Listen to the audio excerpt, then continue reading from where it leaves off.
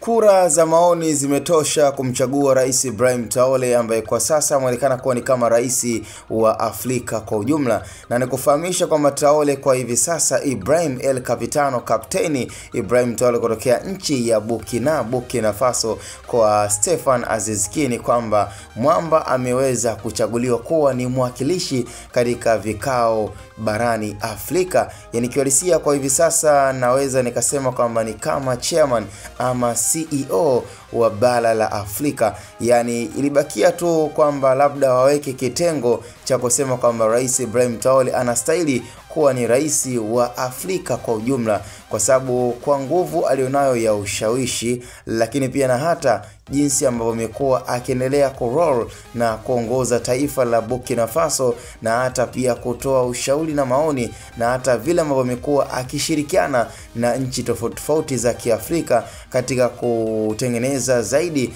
na kuimarisha diplomasia ya nchi ambayo amekuwa akiendelea kuifanya ni kama nchi ambayo inabidi iwe ni kivutio kikubwa barani Afrika. Kwa sasa Burkina Faso inaonekana kabisa kwamba ipo kwenye mipango ambayo itakuja kuwa ni nchi ya kuweza kujifunza. Yani kama mtu atakuwa anatamani kuweza kufikia katika malengo fulani ya nchi ama taifa lake, basi itabidi aweze kuliangalia taifa la Burkina Faso. Kama hivi leo tunavyozungumzia nchi kama South Africa, Nigeria ambazo tayari zimeweza kupiga hatua kubwa kabisa katika upande wa uchumi, basi vivyo hivyo Burkina Faso kwa hivi sasa inaweza ikawa pia ni most popular country katika swala zima, yani katika upande wa economy status ambayo inatengenezwa na Rais Ibrahim Traore ama El Capitano,